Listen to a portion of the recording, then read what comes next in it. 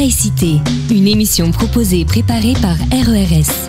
RERS, les réseaux d'échange réciproque de savoir. RERS est un groupe d'éducation populaire.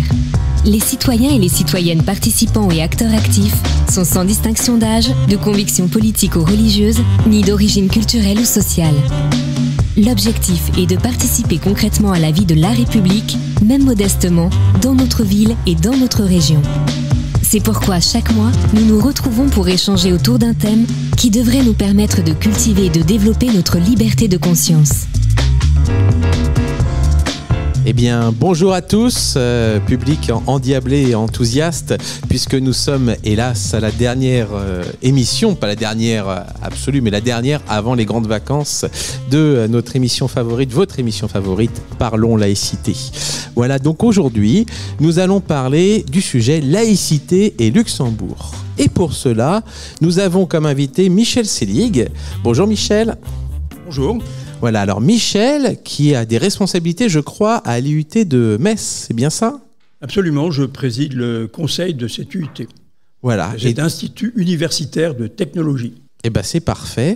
Eh bien, on va te laisser la parole pendant une petite heure, comme à l'habitude. Et puis après, il y aura les questions-réponses du public. Et comme à l'accoutumée, nous avons notre caricaturiste, Jean Cry, qui, oh là là, je le vois déjà s'affairer dans ses papiers, ses dessins, nous préparer quelques caricatures. Bonjour Jean Cry. Bonjour, bonjour. Alors, prêt pour nous faire de beaux dessins? Oui, alors c'est ça. En plus, le sujet est assez... voilà, demande de trouver un certain recul. Et oui, parce que faire de l'humour sur la laïcité de Luxembourg, c'est peut-être pas évident, mais on verra qu'est-ce qu'il sera en capacité de déployer. Donc on verra au fur et à mesure de l'émission, on lui donnera la parole tout à l'heure pendant la période débat pour voir un petit peu les dessins. Voilà. Eh bien Michel, on te laisse la parole. Parlons Laïcité, une émission proposée et préparée par RERS, les réseaux d'échange réciproque de savoir. Eh bien, merci beaucoup et bonjour à toutes et à tous. Alors, pour ceux qui pensaient que par cette belle fin d'après-midi, nous allions parler de la vie sexuelle de grandes personnalités publiques ou bien des supporters du club de Liverpool, eh bien, c'est raté. Nous allons parler laïcité. On va parler laïcité et laïcité au Luxembourg. Alors, le Luxembourg, je vais en parler, bien sûr, c'est un tout petit pays, mais et donc son histoire, ce qu'il en est de la façon dont les cultes, les religions cohabitent avec l'État, va être, je vais essayer de le développer. Mais je pense que ça va être aussi surtout le prétexte, l'occasion de parler plus largement de laïcité, de comparer ce qui se passe au Luxembourg avec ce qui se passe en France, voire avec d'autres pays européens. Alors vous avez sans doute tous entendu parler du Luxembourg, ce petit État qui figure parmi les fondateurs de l'Union européenne et qui abrite plusieurs des institutions de cet ensemble. Le pays est aussi celui qui possède le produit intérieur brut par habitant le plus élevé d'Europe, du fait notamment de la présence sur son sol du siège de très nombreuses sociétés, en particulier des banques, qui bénéficient de conditions fiscales très avantageuses. C'est un petit paradis fiscal. Mais sauriez-vous tous, on ne va pas faire une interrogation, mais vous ferez tous placer sur une carte ce petit État? Peut-être. Je vois en face de moi quelqu'un qui, dans sa jeunesse, y habitait pas très loin, donc doit le savoir. Mais peut-être pas tout le monde. Connaissez-vous son histoire complexe? Situé entre la France, la Belgique et l'Allemagne, le Luxembourg est moins étendu que bien des départements français. Il est peuplé d'à peine quelques centaines de milliers de nationaux luxembourgeois, issus notamment d'Italie et du Portugal. Sans compter les délégations des 27 États de l'Union européenne, dont Luxembourg abrite plusieurs institutions importantes. La Cour de justice, partie de la Cour des comptes, etc. Il accueille aussi chaque jour plusieurs centaines de milliers de travailleurs venus de pays riverains, plus de 100 000, notamment de la Moselle et des départements français de Lorraine. Ce territoire, qui est aujourd'hui un État souverain, un État indépendant, et n'est indépendant que depuis 155 ans. Ballotté entre le monde germanique et le monde francophone, le monde où l'on parle une langue proche de l'allemand et où l'on parle le français ou une langue proche du français, il a fait partie de ce que l'on appelait les Pays-Bas espagnols, puis autrichiens, avant de faire partie de la première République française avec les conquêtes de la Révolution française. Il forme alors l'essentiel d'un département de cette République, puis de cet empire, le département des forêts. Et cela jusqu'à la chute de Napoléon Ier en 1815. Vous avez tous entendu parler de la bataille de Waterloo, perdue par l'empereur. Et après donc cette chute de l'Empire, du Premier Empire, le Luxembourg passe sous domination hollandaise, puis belge, puis prussienne, allemande, pour devenir indépendant en 1867. C'est la période française, courte relativement, de 1795 à 1815, qui nous intéresse particulièrement aujourd'hui. En effet, durant cette période, toutes les lois françaises s'appliquent à Luxembourg. Et d'ailleurs aussi toute la rive gauche du Rhin. C'est-à-dire aussi la Belgique actuelle et la partie de l'Allemagne qu'on appelle la Rhénanie. Il nous faut donc rappeler quelle est la législation, quelles sont les lois qui fixent les relations entre l'État et les cultes religieux, les religions. C'est cette réglementation qui a été établie durant cette période, principalement par Napoléon Bonaparte. Nous verrons ensuite les évolutions en France et au Luxembourg, jusqu'à une date récente, en faisant un sort particulier à 3 départements français, la Moselle et les 2 départements alsaciens. Puis on examinera les importantes modifications récentes au Luxembourg, dont on comparera alors la situation à celle de ses voisins. Alors, je vais être amené à faire effectivement un peu d'histoire, un peu de droit, et je vous autorise, bien entendu, même avant les questions, si vraiment un mot que j'utilise et vous paraît totalement inconnu et qui vous empêche de comprendre, vous pouvez m'interrompre et je peux vous expliquer. C'est peut-être mieux. Avant la Révolution française, le catholicisme est une religion d'État. Tous les sujets du roi de France sont réputés catholiques. Le roi de France est d'ailleurs un roi de droit divin. C'est la volonté de Dieu qu'il dirige, qu'il règne dans ce pays. Les Français sont donc ses sujets et devraient tous pratiquer la même religion catholique. Seules quelques rares communautés juives peuvent exister dans quelques régions, l'Alsace, la Lorraine, la région d'Avignon ou le Bordelais.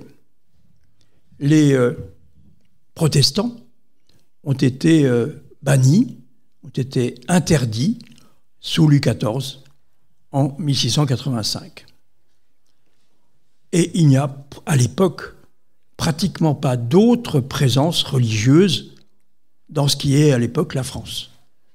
Il n'y a pas de bouddhistes, il n'y a pratiquement pas de musulmans, sauf quelques voyageurs, quelques personnes qui accompagnent des gens, des Européens qui sont partis là-bas et qui reviennent avec quelques personnes, parfois des serviteurs, mais ça représente un nombre très très minoritaire, quelques centaines au maximum de personnes.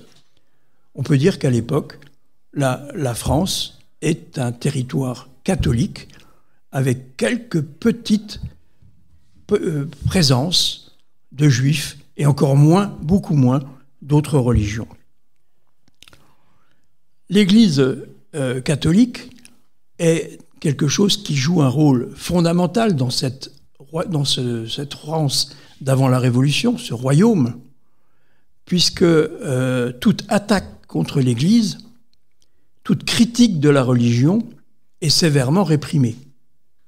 On a des exemples de gens qui ont, par exemple, ne pas avoir eu l'attitude idéale suivant l'époque devant la religion et qui l'ont payé très cher. Certains d'entre vous ont peut-être entendu parler du chevalier de la Barre, un jeune noble de 19 ans, et qui n'a pas ôté son chapeau, c'est les nobles portaient des chapeaux à l'époque, n'a pas ôté son chapeau alors que passaient des prêtres avec une procession, comme on dit. Et donc on a considéré que c'était un blasphème. Eh bien, ce brave jeune noble de 19 ans a été exécuté. Il a été exécuté, il a été roué, et son corps a été brûlé. Donc c'est une situation où il n'y a pas de liberté de conscience, comme on dit aujourd'hui, et pas de liberté d'expression.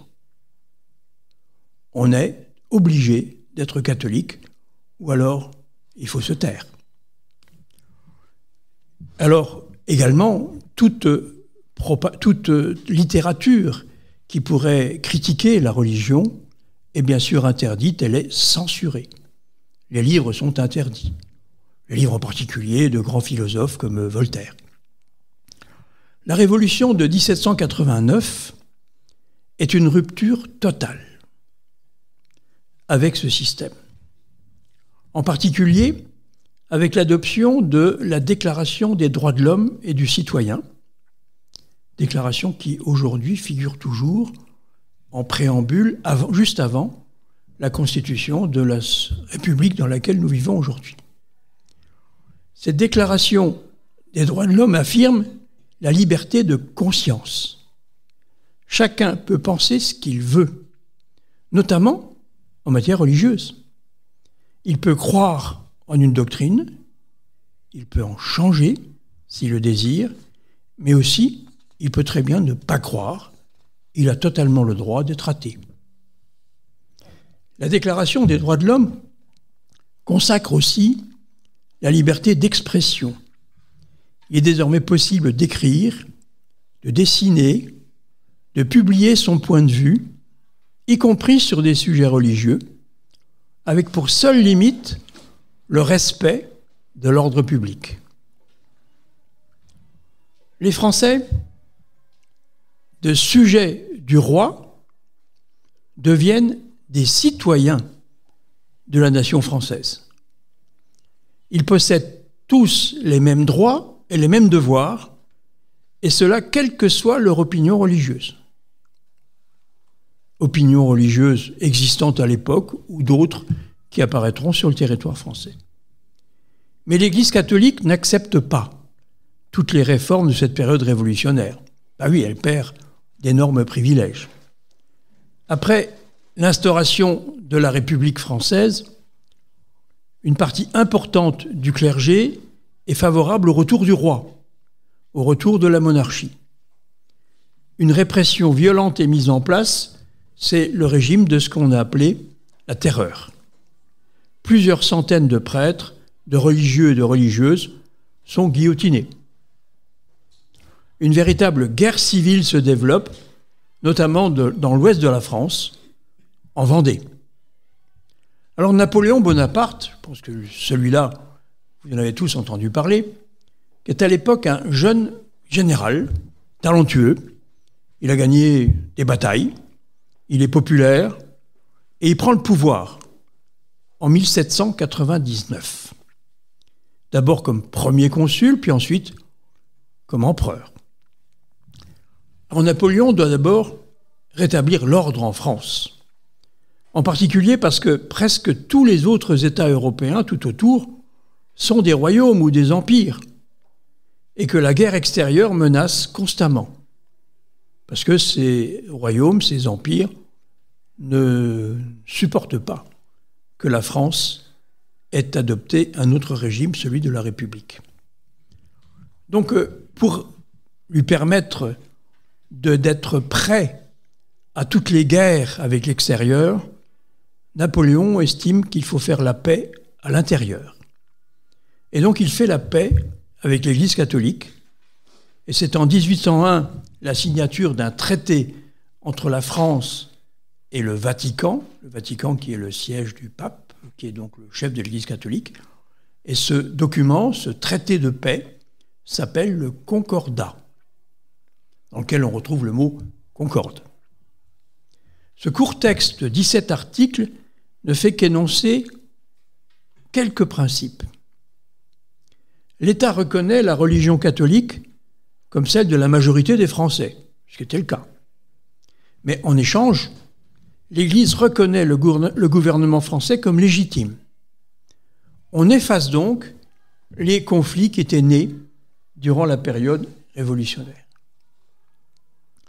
Deuxièmement, une forme de contrat est conclue. L'État finance le clergé, mais contrôle l'action de l'Église. Et celle-ci s'engage à soutenir l'État. Alors, je n'entrerai pas dans les détails des textes, puisque les détails de l'exécution de ces principes du Concordat est précisé dans d'autres textes, ces textes complémentaires qu'on appelle les articles organiques, que je ne vais pas commenter. J'évoquerai seulement un document que nous retrouverons au Grand-Duché de Luxembourg. Un décret, donc un décret, c'est une décision gouvernementale, sur les fabriques des églises. Texte de 1809. Ce texte prévoit la création dans chaque paroisse catholique d'un établissement public, la fabrique, qui est chargé d'administrer tous les aspects matériels et juridiques de la paroisse. Entretenir l'église, faire le nettoyage, le chauffage, les réparations, l'embellissement, des tas d'autres choses qui concernent la gestion pratique du lieu de culte, des églises paroissiales. Le maire de la commune est obligatoirement membre du conseil de fabrique et la commune doit obligatoirement participer à son budget si les autres recettes de la fabrique sont insuffisantes. Alors, il faut signaler que des dispositions un peu équivalentes à celles de l'Église catholique sont adaptées aussi pour les églises protestantes. À l'époque, il y avait 2 églises protestantes, les luthériens et les calvinistes, et aussi pour le culte juif. L'ensemble de ces dispositions qui régissent ainsi les rapports entre l'État français et les cultes que l'on dit désormais reconnus, catholiques, protestants et juifs, ces dispositions vont rester en vigueur en France pendant environ un siècle. Nous le verrons, depuis de Napoléon jusqu'à 1905. Et cela, quelle que soit la forme du gouvernement, république, monarchie ou empire. Alors je résume à nouveau ces dispositions parce que c'est important. Les membres du clergé sont salariés, sont payés par l'État. Membres du clergé, c'est-à-dire curés, pasteurs, rabbins. Les bâtiments du culte, les églises, les temples, sont pour l'essentiel propriété des communes qui participent à leur entretien. Enfin, il y a un aspect dont je n'ai pas encore parlé, un enseignement religieux est délivré dans les écoles publiques. Voilà donc, résumé, la situation en 1815, à la chute de l'empire de Napoléon Ier, après la fameuse bataille défaite de Waterloo. Cette situation est celle de tous les territoires de l'Empire à ce moment-là, donc aussi de ce qui constitue aujourd'hui le Grand-Duché de Luxembourg. Or, ces lois et règlements en vigueur en 1815, ça peut paraître bizarre, mais c'est vrai, vont continuer à être appliqués par les autorités luxembourgeoises jusqu'en 2013. Même lorsqu'elles étaient sous domination de la Hollande, de la Belgique, de la Prusse, ou après indépendantes, le Luxembourg a continué à appliquer les lois de Napoléon Bonaparte en matière de religion. Les curés des paroisses étaient payés par l'État luxembourgeois, les bâtiments financés par les communes et un enseignement religieux dispensé dans les écoles publiques.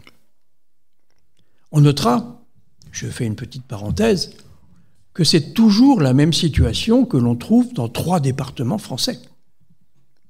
Les 2 départements d'Alsace et le département de la Moselle. Ce dernier, le département de la Moselle, étant d'ailleurs limitrophe, il touche le Luxembourg. En effet, vous le savez sans doute, la loi du 9 décembre 1905, loi dite de séparation des églises et de l'État, a supprimé le concordat et tous les textes dont j'ai parlé pour la France. Donc en France, depuis 1905, tout ce dont je vous ai parlé n'existe plus. Mais de 1871 à 1918, après une guerre perdue de la France contre la Prusse, la Moselle et l'Alsace sont devenus, pour une 50aine d'années, allemands. Et les Allemands ont laissé en place les lois religieuses de Napoléon. Et lorsque les départements, la Moselle et l'Alsace, sont redevenus françaises après la guerre de 14-18, donc en 1918-1919, eh bien la France, là aussi, a accepté de maintenir ces lois en vigueur de manière provisoire, un provisoire qui dure depuis un siècle. Alors, le Grand-Duché de Luxembourg a connu donc une très longue période d'application de lois françaises en matière de relations entre les religions et l'État.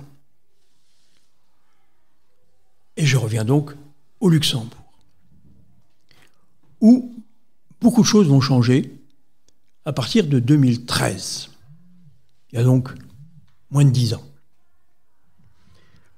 Le pays, le Grand-Duché, est toujours un pays à majorité catholique, du moins pour les gens qui pratiquent réellement la religion. La situation n'est pas très différente de celle de la France dans ce domaine. Il continuait d'appliquer les textes français en 2013. Mais il connaît, depuis pas mal de temps, une évolution de la société. Sa situation au cœur des institutions européennes, la présence de plus en plus importante de communautés ou de groupes de personnes d'origine et de religions très différentes. L'exemple des pays à majorité protestante du nord de l'Europe. Tout cela a conduit le Luxembourg à adopter bien avant la France des mesures de libération des mœurs. Ce qu'on appelle la sécularisation de la société, c'est-à-dire l'abandon de règles religieuses qui encadrent la vie de tout le monde. Eh bien, cet abandon des interdits d'origine religieuse se manifeste, par exemple, par l'autorisation de l'interruption volontaire de grossesse, de l'avortement, le droit de choisir sa mort en cas de maladie, le mariage pour tous, et même, très récemment, ça n'a pas de rapport direct, mais pour montrer l'évolution de la société, l'autorisation de l'usage récréatif du cannabis. Cette évolution de la société est un peu en décalage jusqu'en 2013 avec la situation politique du Grand-Duché. En effet, depuis très longtemps, tous les gouvernements luxembourgeois avaient été dominés par le parti chrétien-démocrate, toujours attaché aux lois sur le régime des cultes, donc l'application du concordat hérité de la période française. Et cela bien que le Luxembourg n'ait jamais lui-même conclu un tel accord avec le Vatican. En 2013, il y a un véritable bouleversement politique. Une nouvelle majorité arrive au pouvoir. Si vous vous intéressez à la vie politique de nos partenaires européens, vous avez dû apprendre que l'an dernier, en 2021, il y a eu la constitution en Allemagne d'une coalition dite feu tricolore, puisqu'elle rassemble les sociaux-démocrates, qui sont représentés par le rouge, le Parti libéral par le jaune, et les écologistes par le vert. Rouge, jaune, vert. Feu tricolore. Eh bien, au Luxembourg, une telle coalition est en place depuis 2014. On n'a pas parlé en France, parce que le Luxembourg, c'est tout petit. Avec des partis comparables, mais des couleurs un peu différentes. Il y a le bleu du Parti démocrate libéral, le rouge du Parti ouvrier socialiste luxembourgeois et le vert des écolos. Si vous voulez, je fais une petite parenthèse. On a au Luxembourg, comme en Allemagne d'ailleurs, une coalition au pouvoir qui rassemblerait l'équivalent de ce que l'on a le parti d'Emmanuel Macron, le Parti socialiste et les Verts. Une coalition qui gouverne ensemble en acceptant un programme de gouvernement. Avec à droite les chrétiens démocrates, plus à droite, et quelques mouvements d'extrême droite aussi, et à gauche, des mouvements plus à gauche, qui représentent donc la totalité de l'éventail politique. Cette situation luxembourgeoise et allemande étonne toujours quand on en parle en France, où l'on a l'habitude d'avoir des positions plus tranchées. Mais c'est comme ça. Eh bien, au Luxembourg, ces trois partis constituent donc une coalition, mais contrairement à l'Allemagne où c'est le socialiste Schöll qui est chancelier, au Luxembourg, c'est un libéral, Xavier Bettel, qui est Premier ministre depuis 2013. Cette coalition avait un programme très précis. Elle ne s'est pas constituée après les élections. Elle avait un programme avant les élections, et ce programme est là pour l'essentiel appliqué. Et notamment pour la question qui nous intéresse, nous, ici aujourd'hui, celle de la relation entre les religions et l'État. Alors je cite une partie de ce programme. Les réalités sociétales exigent une remise en cause des relations actuelles entre l'État et les cultes. Les partis de la coalition gouvernementale affirment le principe du respect de la liberté de pensée, de la neutralité de l'État à l'égard de toutes les confessions religieuses, ainsi que de l'autodétermination des citoyens. Le gouvernement dénoncera les conventions existantes pour entamer des négociations avec les cultes, lancer une discussion sur leur financement et redéfinir les relations entre les communes et les cultes. La législation relative aux fabriques d'églises sera remplacée par une réglementation qui garantira la transparence au niveau du patrimoine et des ressources des églises.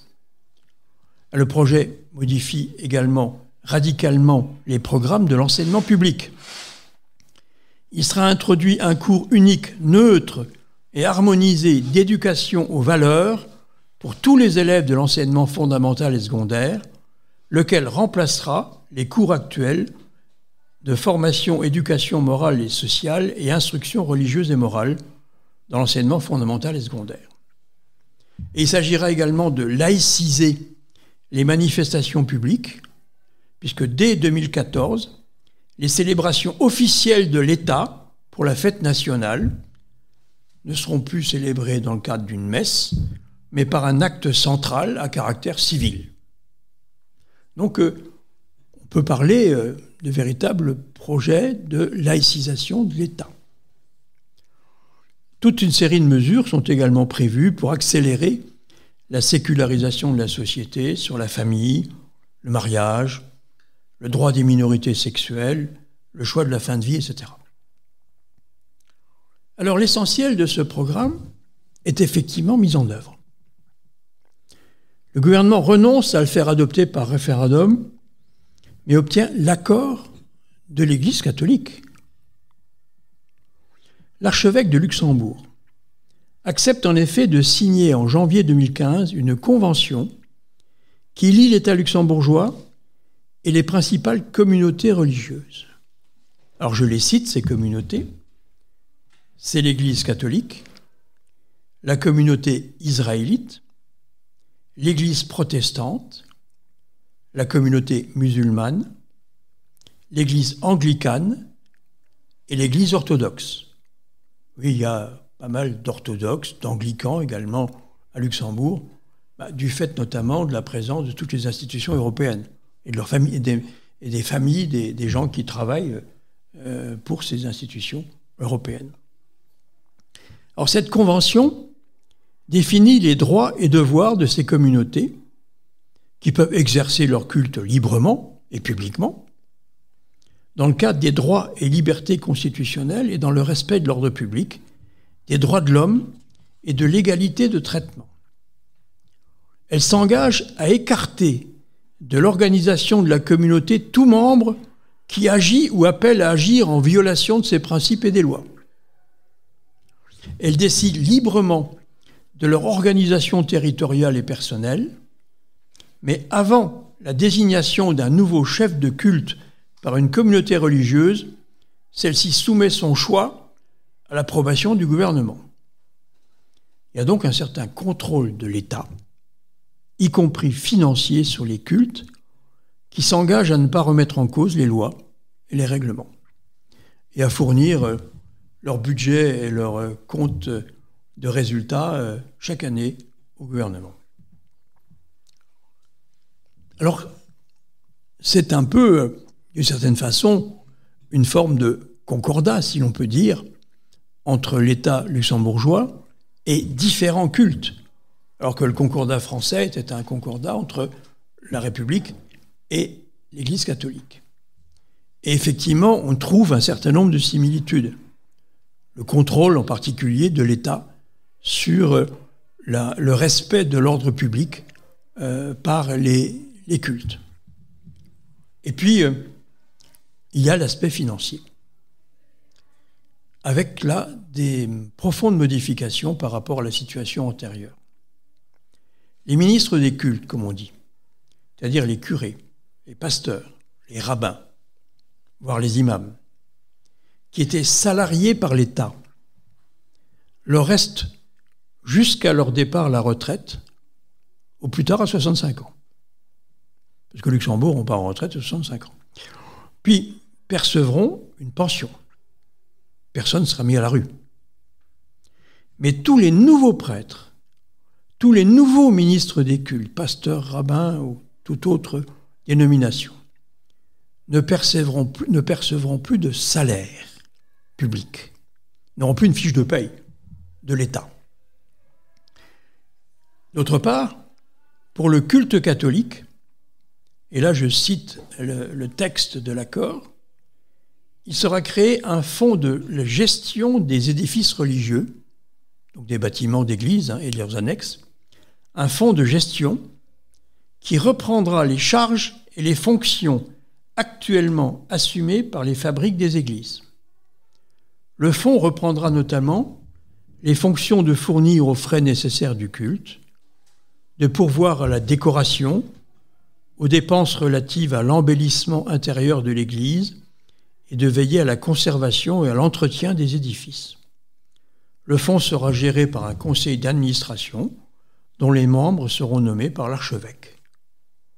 Le fonds sera seul responsable de la gestion des édifices qui lui seront confiés, ainsi que de l'administration de l'intégralité du patrimoine qui lui sera transmis pour assurer ses obligations. Un cofinancement de ces activités par le secteur communal sera exclu. Les communes n'auront plus le droit de financer les paroisses. Je résume, jusqu'en 2013, les curés, je prends l'exemple uniquement de l'Église catholique, c'est plus simple, les curés touchaient un salaire tous les mois. C'est fini. Ceux qui sont en place continuent, on ne les met pas à la rue. Les nouveaux, plus rien.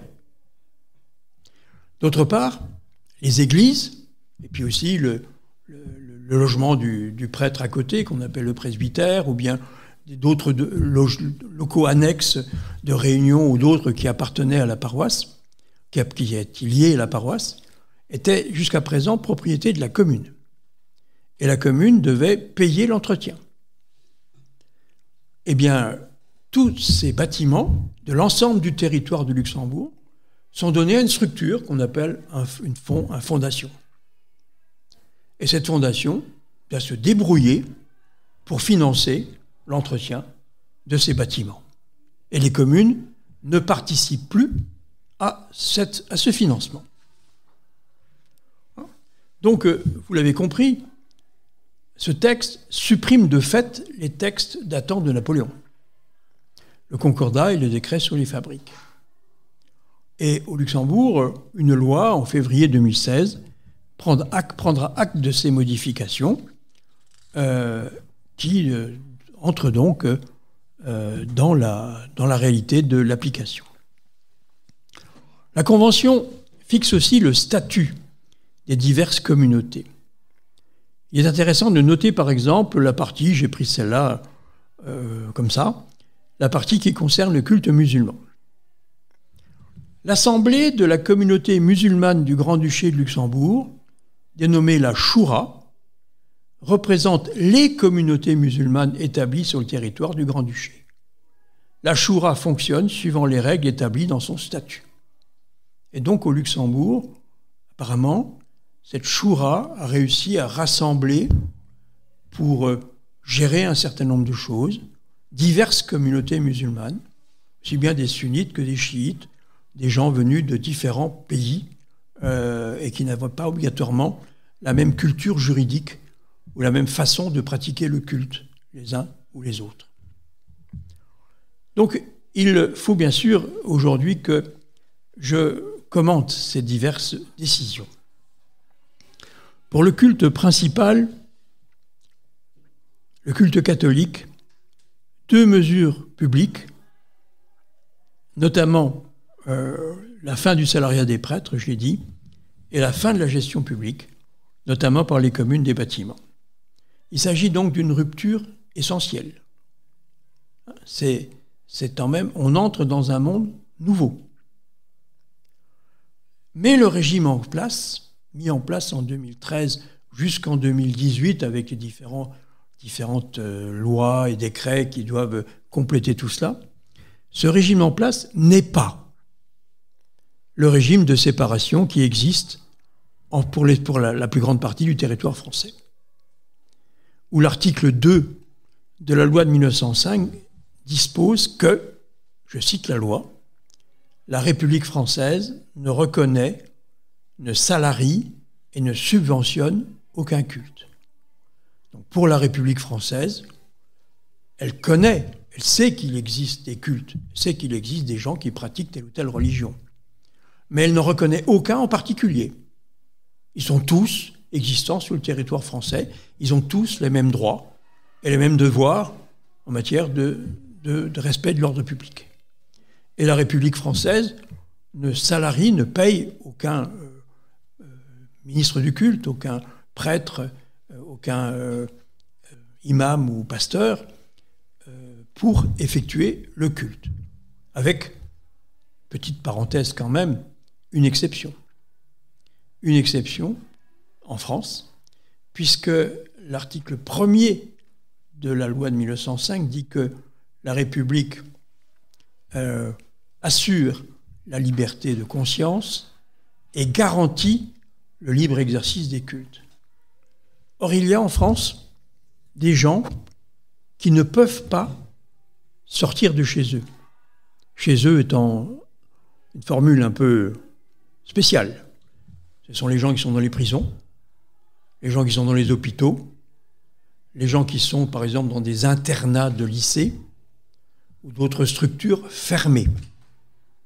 Eh bien, la loi de 1905 a prévu que malgré le fait que la République ne salarie, ne subventionne aucun culte, eh bien, pour ces gens qui sont dans des locaux fermés et qui ne peuvent pas aller sortir pour aller à l'église, au temple, ou à la synagogue ou à la mosquée, ben, ces gens-là peuvent bénéficier d'aumôniers et qui sont payés par l'État, qui sont payés par la République. Mais c'est un cas très particulier. Le Grand-Duché, donc, fait comme la France, il ne paye plus directement les ministres des cultes. Mais il reconnaît 6 cultes en particulier, qui disposent d'une existence légale et donc d'un financement global. C'est 6 cultes que j'ai énumérés tout à l'heure. Catholiques, protestants, juifs, musulmans, bouddhistes, orthodoxes et qu'est-ce que je vais dire, et anglicans. En fonction d'une estimation du nombre de fidèles, du nombre de pratiquants, ces cultes bénéficient alors au Luxembourg d'une subvention globale annuelle et qui est fonction de l'importance estimée du nombre de fidèles. Importance qui a été négociée entre l'État et ses cultes. Alors l'Église catholique est la plus importante et elle perçoit une somme non négligeable de 6,7 millions d'euros. Il y a 450 000 euros pour les protestants, 450 000 euros pour les musulmans, 315 000 euros pour les juifs, 285 000 pour les orthodoxes, 125 000 pour les anglicans.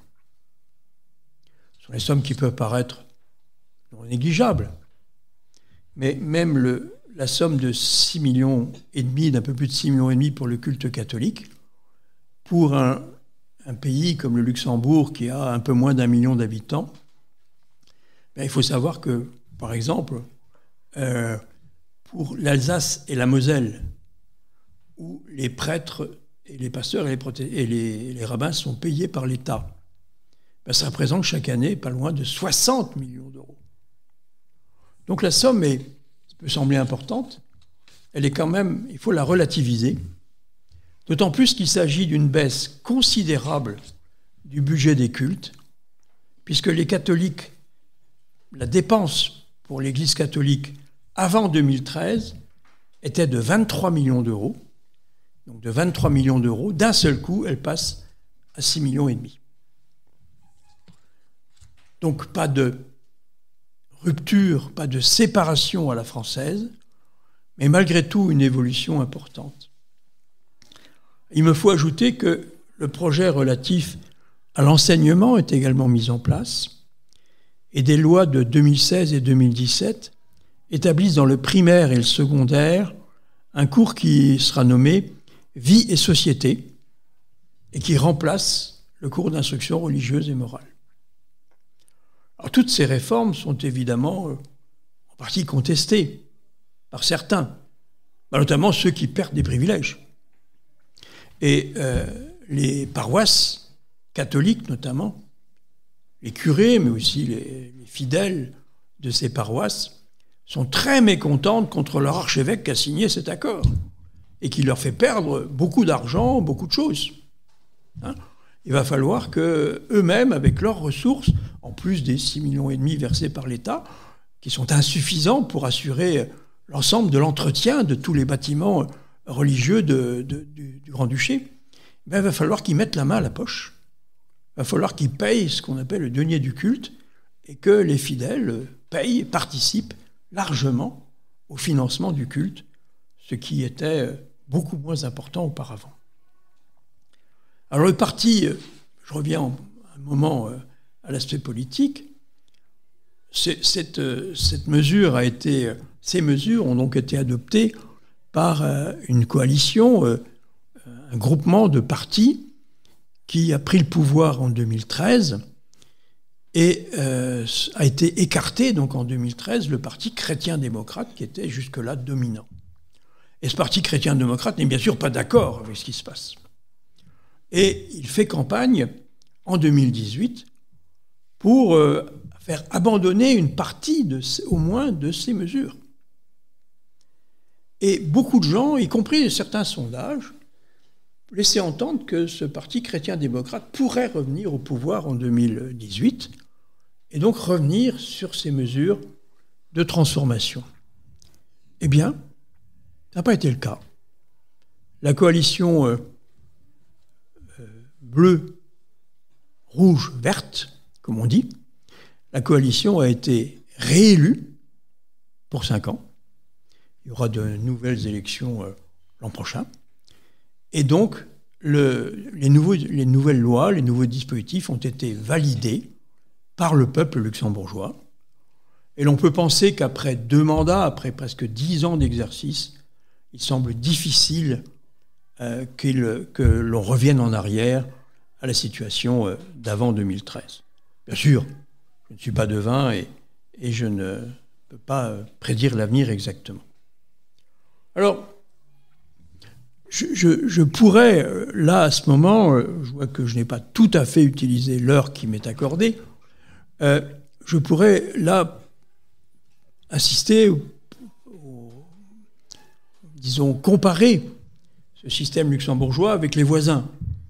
Alors, je vais peut-être commencer au moins cela, mais vous me poserez peut-être aussi des questions là-dessus.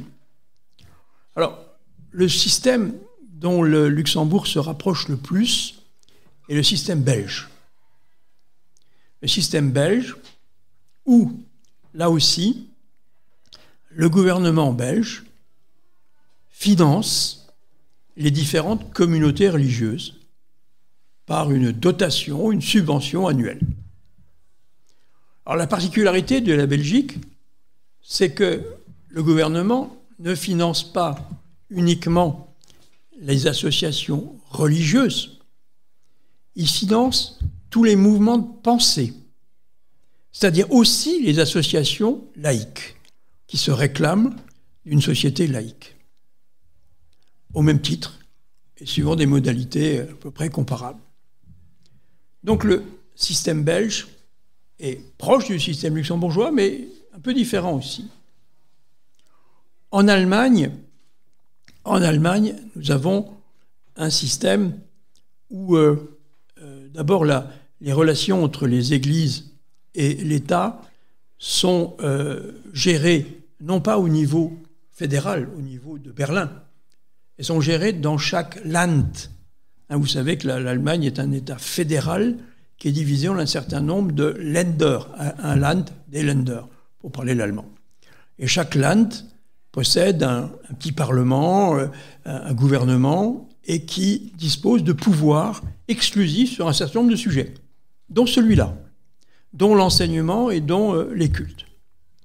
Et donc, suivant le Land où l'on se trouve, la situation n'est pas exactement la même. Dans certains Länder, on n'aura représenté que les catholiques et les protestants. Dans d'autres, on a fait une place aux musulmans, etc., etc. Donc la situation est très différente en Sarre, de la Bavière, de la région de Berlin ou de Francfort.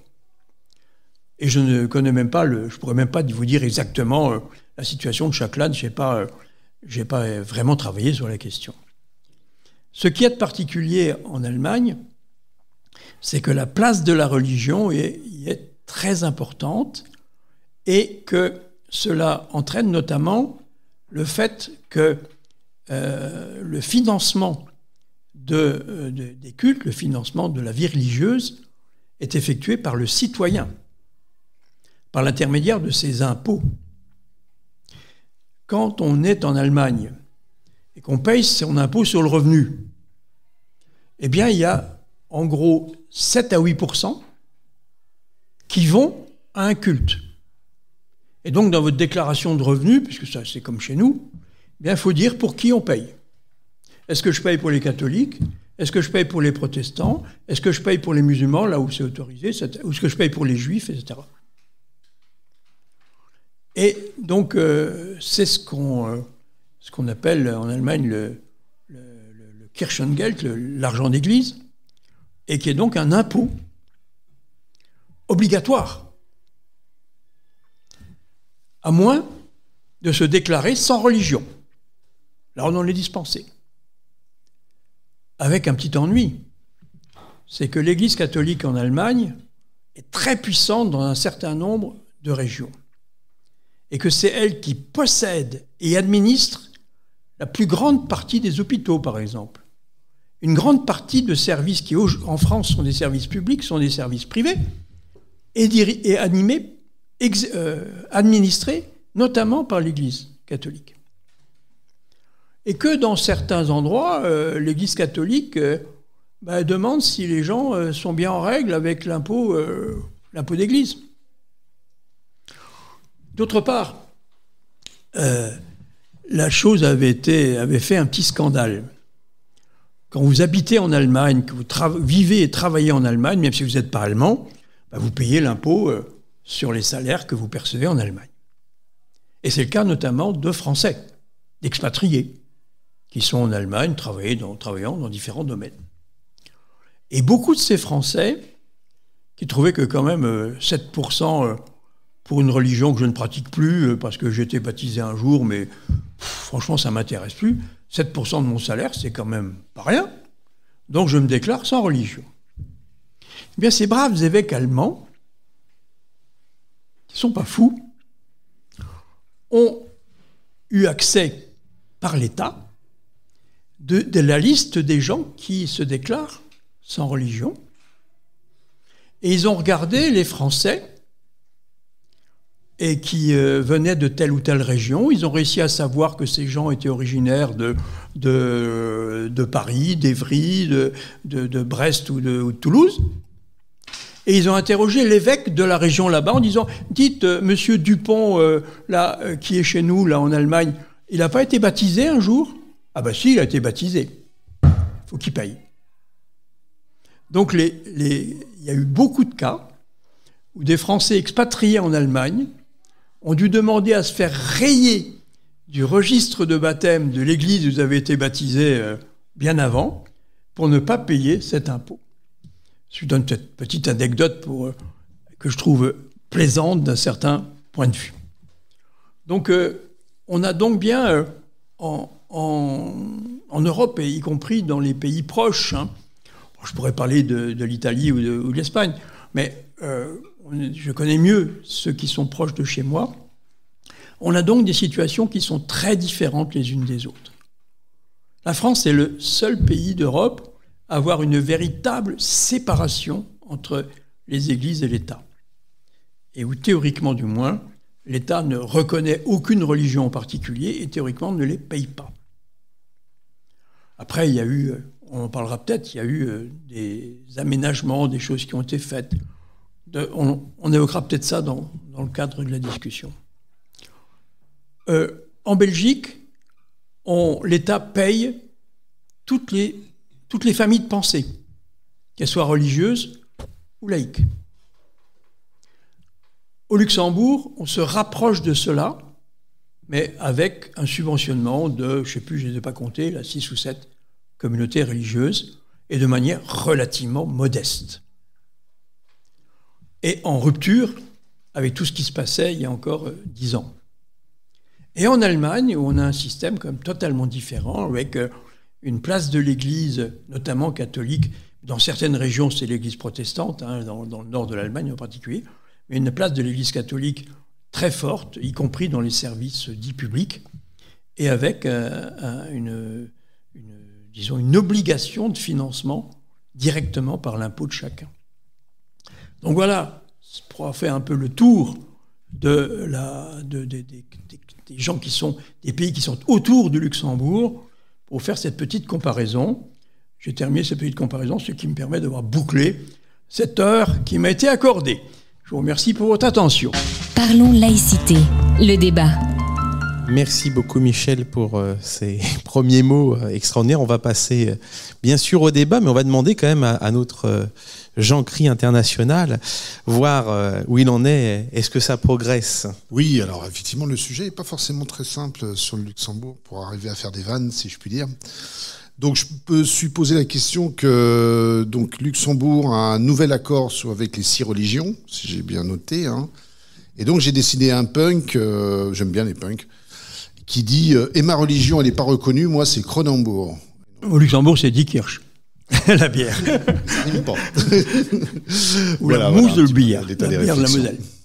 D'accord, merci. Bon, on va la faire passer, puis c'est pour le public, et puis on va pouvoir continuer dans les questions. Donc, qui veut poser des questions ? Voilà, donc en qualité de Mosellane, évidemment, je me sens concernée. Et j'ai un coup de cœur, en fait, pour les deux pays. Donc, Donc, en qualité de Mosellane, je suis plus proche du Luxembourg que de Metz.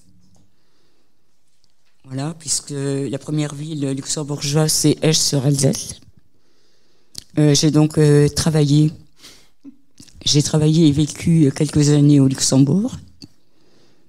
Et moi, je suis un peu troublée quand même, quelque part, voilà. Bon, je sais que la religion, on va dire que la religion d'État, c'était le catholicisme. Le Luxembourg donc, a fait partie des pays fondateurs de l'Europe par le traité de Rome en 1957. Voilà, moi j'ai beaucoup aimé ce pays. Et moi, je suis en train de me poser des questions, justement, par rapport à l'évolution depuis 1913.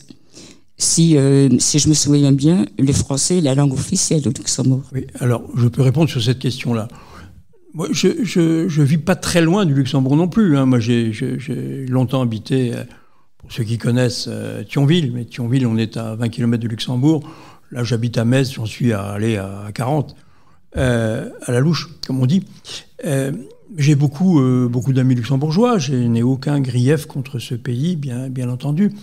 Et je dirais que, qu'on le veuille ou non, hein, j'ai beaucoup de membres de ma famille, mes amis, qui, sans le Luxembourg, n'auraient pas de travail aujourd'hui. Je l'ai dit tout à l'heure, il y a pas loin de 100 000 personnes qui viennent de Lorraine pour aller travailler au Luxembourg tous les jours. Pas mal de Belges, pas mal d'Allemands aussi d'ailleurs. Alors, en ce qui concerne l'aspect culturel luxembourgeois, le Luxembourg a en fait 3 langues officielles. 3 langues officielles que sont le français, l'allemand et le luxembourgeois. Le luxembourgeois est une langue germanique, une langue, disons, de la même famille que l'allemand, mais qui est quand même assez différente. C'est une langue que les spécialistes disent que c'est un francique. Voilà. Puisque une des 2 grandes familles des langues allemandes, c'est les Souabes et les franciques.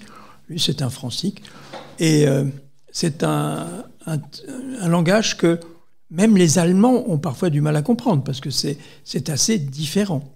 Je ne pense pas que beaucoup de gens ici parlent allemand dans la salle, donc je ne vais pas donner un exemple. Hein. Si.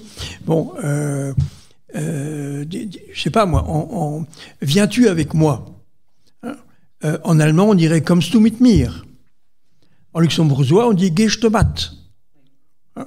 Le jambon, c'est pas en allemand, c'est Schinken, le jambon de porc. En luxembourgeois, c'est Ham, comme en anglais. Donc c'est une langue qui est germanique, mais qui n'est pas tout à fait de l'allemand, loin de là.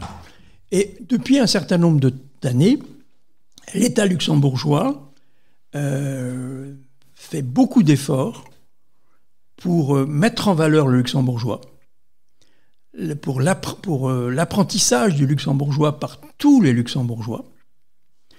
Et une grande partie des luxembourgeois aujourd'hui s'efforcent de parler luxembourgeois et non plus français ou allemand. Si bien d'ailleurs qu'il y a encore peu, quand on arrivait de Moselle pour aller travailler au Luxembourg, comme on avait besoin de vous, on vous acceptait même si vous ne disiez pas un seul mot de luxembourgeois. À la limite, vous parliez anglais pour aller travailler dans une banque, ça suffisait. Mais aujourd'hui, on a quand même une certaine préférence pour les gens qui font l'effort de se mettre au luxembourgeois. Et pas uniquement pour dire bonjour le matin en disant morgen.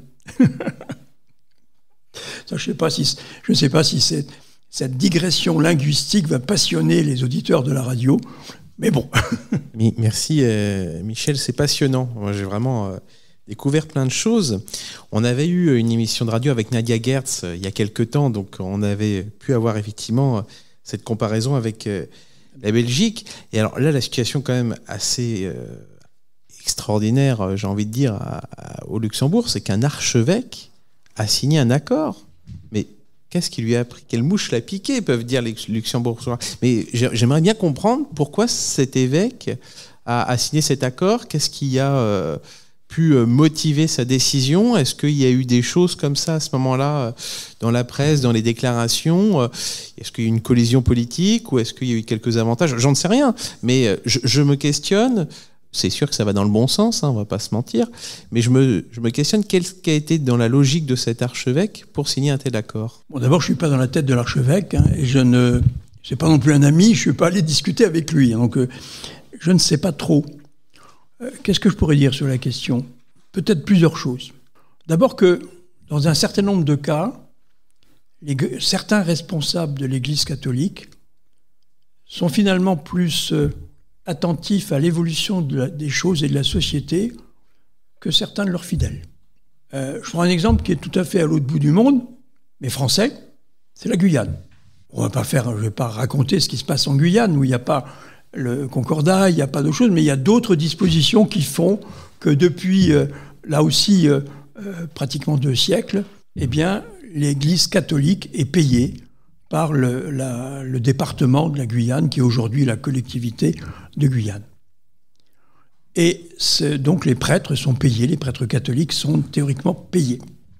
Eh bien, il y a maintenant 6 ou 7 ans, si mes souvenirs sont bons, le président du département, qui en avait assez de faire un chèque tous les mois, a demandé à ce que, finalement, ça s'arrête cela et que ça ne s'arrête. Et un tribunal administratif, le tribunal français, a donné raison à l'Église en disant non, c'est dans les textes, il faut que tu payes. Mais l'évêque de Cayenne,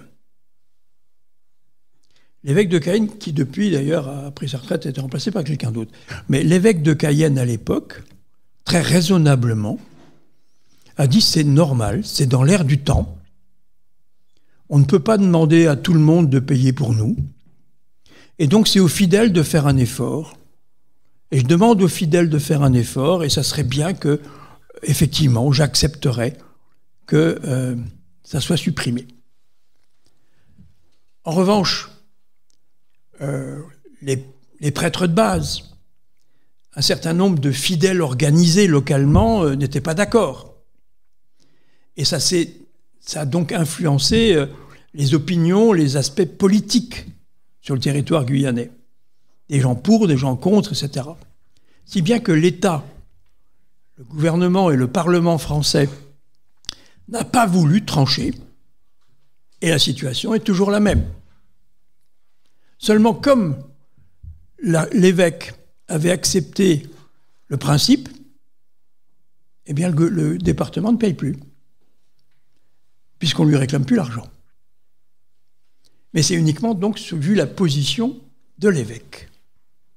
Alors, au Luxembourg, est-ce que c'est le même état d'esprit qui a inspiré l'archevêque en disant « c'est dans l'air du temps, si on n'accepte pas aujourd'hui, ça sera demain, ça sera peut-être pire, on ne donnera peut-être plus rien du tout ».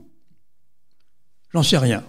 Ce que je peux dire, c'est que là où moi je vis, c'est-à-dire en Moselle et en Alsace, l'Église n'est pas prête pour l'instant, apparemment, à renoncer, malgré l'évolution considérable de la population. Si vous permettez, je vais faire là encore une parenthèse, qui n'est pas celle de parler pas du Luxembourg, mais du territoire voisin, celui de la Moselle, et des 2 départements alsaciens, du Bas-Rhin et du Haut-Rhin. Dans ces départements où donc l'on applique ce à quoi le Luxembourg a renoncé. Il y a toujours le concordat, on paye les prêtres, il y a toujours l'enseignement religieux obligatoire à l'école, etc. Eh bien, déjà, il y a un signe très important. C'est que l'enseignement religieux à l'école, les parents peuvent en dispenser leurs enfants. S'ils ne veulent pas que leur enfant suive l'enseignement religieux, ils peuvent le dire. Eh bien, il y a encore 15 ans, il y avait entre 75 et 80% des gamins et gamines qui, à l'école primaire, suivaient l'enseignement religieux. Aujourd'hui, en moyenne sur les 3 départements, avec des différences considérables entre la campagne, la ville, etc., en moyenne sur les 3 départements, il n'y en a plus que 45%. Et ça diminue tous les jours. Donc il y a bien une évolution de la société importante. Et cette évolution, elle a été, disons, mesurée par un sondage. Alors après, on peut toujours critiquer un sondage, on n'a pas posé les bonnes questions, la question est trop compliquée, ou on peut dire plein de choses sur les sondages. Mais ça me semble quand même non négligeable. Un sondage a été fait en avril 2021 sur l'ensemble de la France et sur les 3 départements d'Alsace et de Moselle. On a demandé aux gens, est-ce que vous êtes pour la suppression du concordat et de tous les textes dont j'ai parlé? Donc arrêtez de payer les curés, les prêtres et les rabbins et les pasteurs. En France, bien évidemment, lorsqu'on a expliqué que ce qu'on payait aux églises était payé par l'ensemble de la France et donc par l'impôt de tout le monde, et que donc l'impôt payé à Évry servait à payer le curé à Metz ou à Strasbourg, ben là, je sais pas, moi, 90% des gens ont dit non, il faut arrêter. Eh bien, contrairement à ce que certains pensaient, une majorité de Mosellans et d'Alsaciens, entre 50 et 60%, ça dépend aussi des domaines, des régions, entre 50 et 60% des Alsaciens et des Mosellans ont dit « il faut arrêter ». Donc il y a bien une évolution de la société incontestable, ce qui veut dire que pour les associations laïques avec lesquelles je travaille et qui souhaitent cette évolution, eh bien l'espoir est permis. Même si pour l'instant, du point de vue des politiques, il y a une forte réticence, une peur du changement. Vous disiez tout à l'heure que il y a, avec l'histoire de l'Allemagne, et puis le fait effectivement que les fichiers concernant les religions sont passés d'un pays à l'autre. C'était en quelle année? Parce qu'avec le RGPD, aujourd'hui, c'est totalement impossible, ça. Si mes souvenirs sont bons, j'avais même lu un article dans La Croix là-dessus, c'était au début des années 2010, hein, c'était il y a moins de 10 ans. Donc a priori, avec le RGPD, aujourd'hui, c'est impossible, ça. Oui, sauf à trouver des accommodements avec le ciel. Merci. Cela étant, pour suivre cette démarche-là, aujourd'hui, on en parlait à notre dernière émission de radio, Laïcité Europe, je crois, où on avait évoqué cette question-là. On avait l'exemple justement d'une personne qui a essayé de se faire radier sur les registres baptismaux et un refus complet de l'Église là-dessus. Alors ils mettent un coup de tampon maintenant à renoncer à son baptême, mais un refus de radiation. Et donc au niveau de la CNIL, là on voit que c'est pas tout à fait respecté. Donc là, est-ce qu'on peut avoir un commentaire là-dessus? Ce n'est pas un dossier que j'ai beaucoup travaillé. Je ne sais pas. Effectivement, il y a eu pendant un moment la possibilité, et puis je pense que ça dépendait aussi des paroisses et du curé en place, quoi, celui qui gérait le registre. Hein. Il y a des curés qui ont accepté de prendre un feutre et de rayer. Et puis, je pense effectivement que l'Église a estimé, ça se discute. Ça se discute que on ne peut pas nier le fait qu'il y ait eu un acte. Il y a eu un acte qui a été non voulu par la personne qui a été baptisée, surtout à moins que la personne ait été baptisée en tant qu'adulte. Mais même cela, ça a été voulu par ses parents. Mais il y a eu un acte. Et que cet acte, on ne peut pas le rayer de l'histoire. Je sais que ça peut faire tiquer, mais je reprends les arguments de l'Église. Et que donc tout ce que l'on peut faire, c'est noter que la personne qui a eu un jour ce baptême, cette personne ne veut plus en entendre parler et estime qu'elle renonce à tous ses effets et qu'elle renonce donc à faire partie de l'Église catholique. En gros, c'est ça, la position de l'Église. Alors je ne sais pas si la question a été tranchée d'un point de vue juridique, s'il y a eu des procès sur cette question-là, j'avoue que je ne sais pas. Mais ça mériterait éventuellement d'être fait pour savoir ce que dirait la justice dans ce domaine. Je suis d'origine suisse-allemande. j'ai été élevée dans la religion protestante et mes parents ont divorcé, ils avaient près de 60 ans ou même plus. Et mon père, après, il a eu une colère et puis il est sorti de l'église. Et apparemment, l'église lui en voulait parce qu'il avait une bonne situation. Et au moment où il est décédé, environ peut-être 20 ans après, ma sœur, elle a demandé si on voulait bien lui faire des obsèques. Mais on a bien voulu qu'il paye toute sa vie, mais les obsèques, j'ai trouvé que c'était un peu misérable. Alors je trouve ça moche et je trouve ça triste pour quelqu'un qui était honnête, qui a payé pendant des années. Enfin, moi, ça me chiffonne personnellement. Alors, je ne peux pas parler au nom de l'Église protestante de Suisse alémanique. Bien évidemment, on peut effectivement trouver ça mesquin, pour utiliser un terme français. C'est mesquin, c'est petit. C'est petit comme attitude. Après tout, quelqu'un a quitté. Les enfants estiment que la personne a quitté une structure, mais qu'elle a vraisemblablement gardé la foi, et que donc il serait bien qu'il y ait quelque chose au temple, et que donc on peut penser que il y aurait pu y avoir eu un effort. Bon, après, je dirais, ils font ce qu'ils veulent dans ce domaine, hein. Voilà. Mais je n'ai pas d'autre chose à dire que c'est de la petite mesquinerie. Alors, en parlant de petite mesquinerie, et en revenant sur ta question de l'Allemagne qu'on évoquait tout à l'heure, on voyait que du coup, il y a des hôpitaux qui sont gérés par les églises. Donc ça veut dire, y a-t-il un refus de soins avéré pour les personnes qui ne payent pas l'impôt à l'église? Et comment on peut accepter ou tolérer par les autorités allemandes qu'il y ait un refus de soins? Je ne pense pas que ça aille jusque-là, mais enfin disons qu'il y a quand même... on n'est peut-être pas traité exactement de la même manière. Et puis en plus, je reviens sur un autre aspect de la présence, de la force de l'Église allemande dans les structures de santé. Ça a un impact considérable aussi sur la possibilité de pratiquer l'interruption volontaire de grossesse.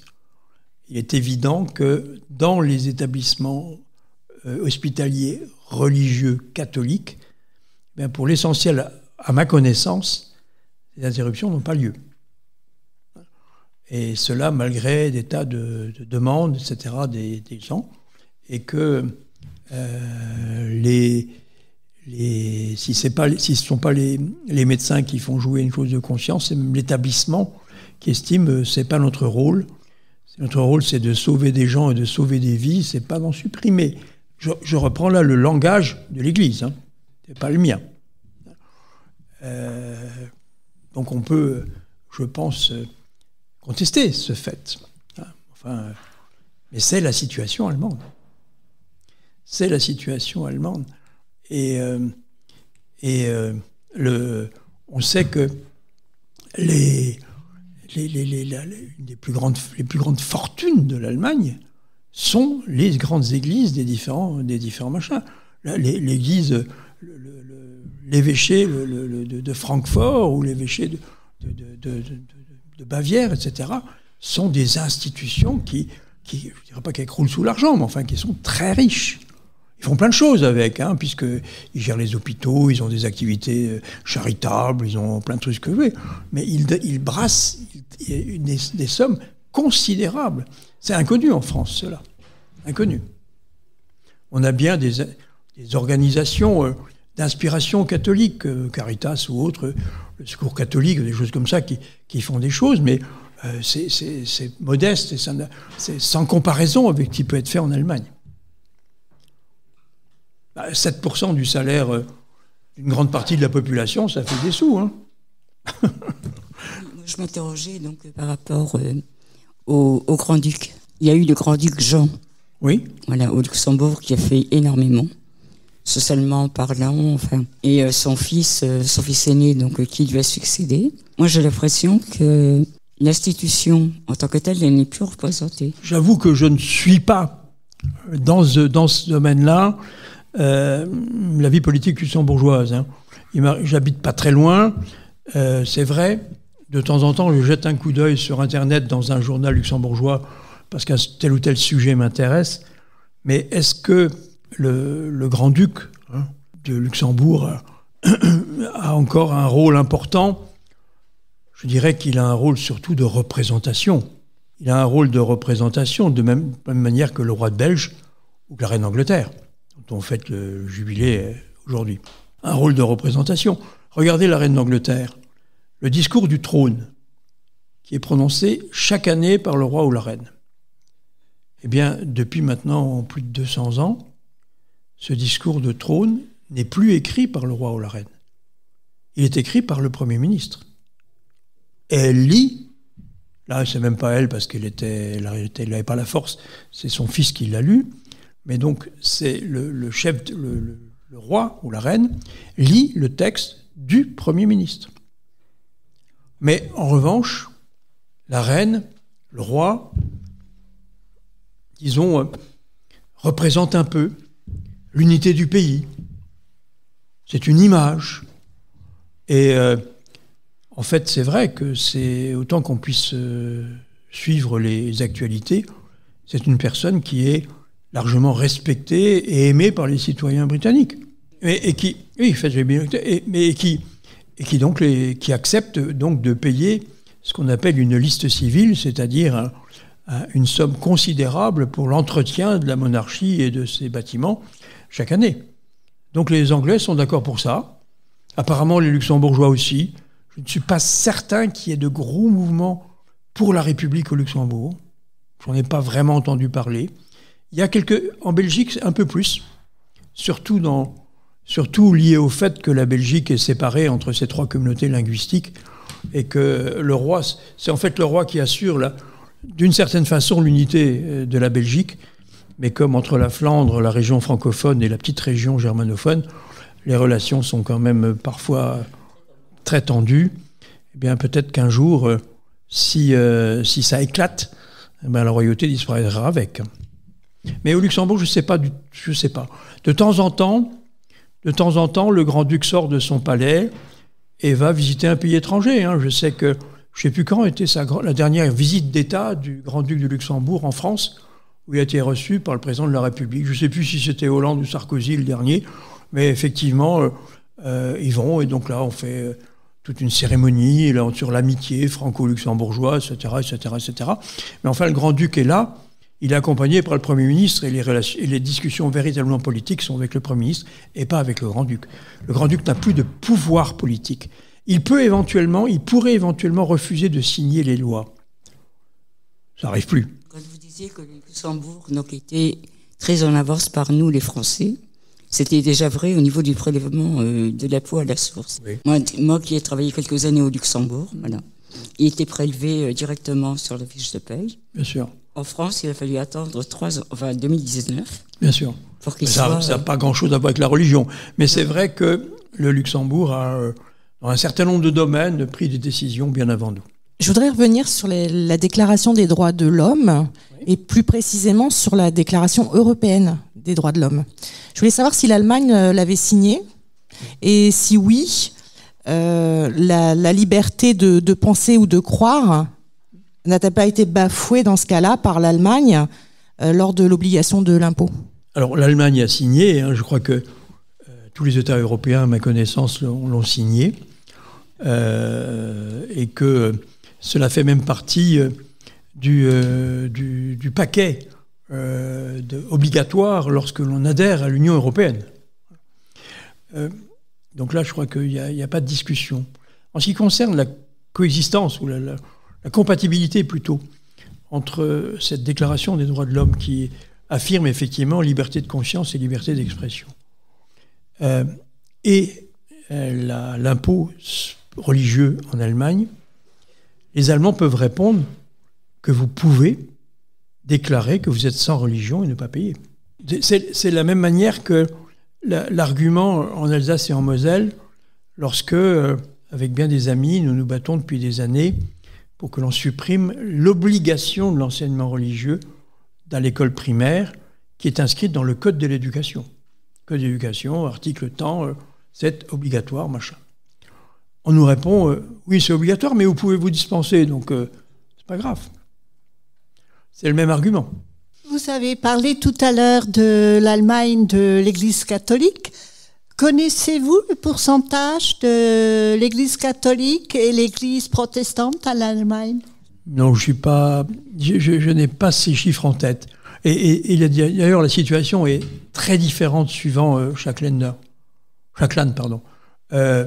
Il est évident qu'à Hambourg ou dans le Brandebourg, tout le long de la mer du Nord et de la Baltique, on a une large majorité de protestants. En Sarre, à côté de chez moi, ou en Bavière, il y a une large majorité de catholiques. C'est comme l'Autriche d'ailleurs, hein, qui est un pays très, très catholique. Donc là, quelle est la statistique globale pour l'ensemble de l'Allemagne? J'avoue que je n'ai pas les chiffres en tête. Hein. Je ne sais pas si je les ai su un jour, mais du moins, je ne les ai pas retenus. Mais je ne sais pas si c'est équivalent exactement. Je ne sais pas. Je ne peux pas vous dire. Enfin, il y a une part importante des deux, c'est sûr. Alors, sur le Luxembourg, du coup, on a eu une belle caricature de Jean Cry tout à l'heure, en ayant 6 religions et la religion Cronenbourg qui n'était pas financée finalement. Comment elles sont financées, les autres cultes? Comment fonctionnent les autres cultes? J'imagine qu'il y en aurait d'autres que les 6 reconnus. Peut-être également avoir un état des lieux des mouvements soit laïques, soit de libres penseurs, soit autres au Luxembourg, pour voir un petit peu quand on en est la chose, ou des mouvements d'athées, pourquoi pas, qui pourraient réclamer également quelques financements ou subsides. Alors, les mouvements d'inspiration laïque au Luxembourg ne sont pas négligeables. Et ce sont essentiellement, à ma connaissance, la Ligue des droits de l'homme luxembourgeois et la Ligue de l'enseignement luxembourgeoise, qui est née après la Ligue française et donc aussi après la Ligue belge, puisque la première a été la Ligue belge dans les années 1860. Ces mouvements, la Ligue de l'enseignement est très proche et, je veux dire, doit être assez majoritaire dans le principal syndicat enseignant luxembourgeois. Donc c'est une véritable puissance d'une certaine manière et souvent assez proche du Parti socialiste ouvrier luxembourgeois, PSOL. Est-ce qu'il y a des associations d'athées? J'en sais rien. Je vous avoue que je n'ai pas recherché la chose, j'en ai pas à ma connaissance, mais ça peut exister. Est-ce que ces associations ont demandé à être subventionnées, j'allais dire escalité, en tant que mouvement de pensée, comme en Belgique? Pas dans le cadre de cet accord qui a été conclu là, spécifiquement avec les cultes. En revanche, vu le caractère d'associations d'éducation permanente, d'éducation populaire, de la Ligue de l'enseignement, eh bien cette structure bénéficie de la part des autorités luxembourgeoises à différents niveaux de subventionnement, par exemple. Je pense je n'en suis pas certain, mais je pense que la Ligue des droits de l'homme doit bénéficier aussi de quelques subsides. Alors le montant, aucune idée. Mais la Ligue de l'enseignement luxembourgeois est quelque chose d'institution puissante, hein, au vu des bâtiments qu'elle possède, des structures, etc. Elle est relativement puissante. Elle est largement favorable à une laïcisation de l'État. Elle n'était pas tout à fait satisfaite de l'évolution. Elle aurait bien voulu qu'on aille plus loin, bien évidemment, et qu'il n'y ait plus de financement des cultes du tout, mais elle n'a pas été écoutée. Il existe peut-être d'autres structures. Hein. Je ne sais pas s'il existe l'équivalent de la Fédération de libre pensée ou d'autres structures de ce genre. Je ne suis pas certain. Les deux seules que je connaisse, c'est la Ligue des droits de l'homme et la Ligue de l'enseignement.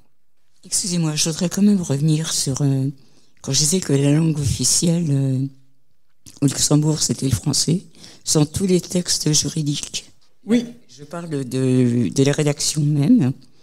Au niveau de l'écrit, c'est en français. Oui. Ce n'est pas en allemand, c'est même pas en luxembourgeois. Oui. Mais parce qu'une bonne partie de ces textes, d'abord, déjà en partie, tous les textes qui relevaient des cultes étaient des textes français. Donc on ne les a pas traduits.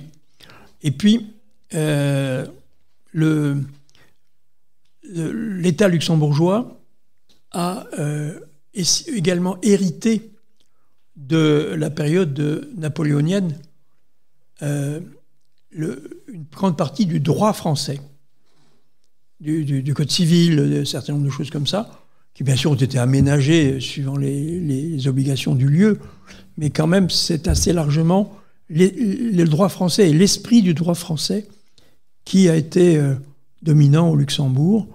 Et donc, de ce fait, une grande partie des textes sont effectivement en français.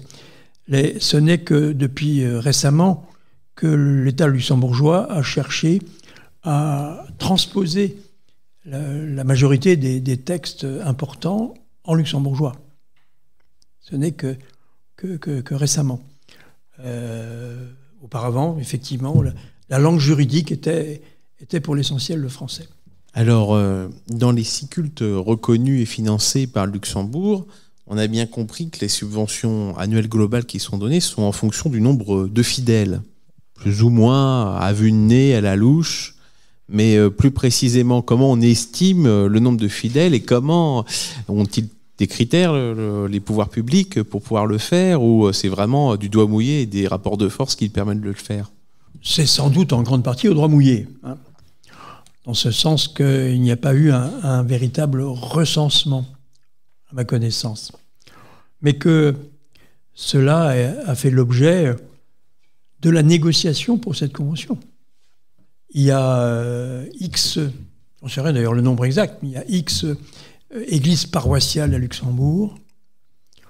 La population du village où il y a telle église est de tant d'habitants.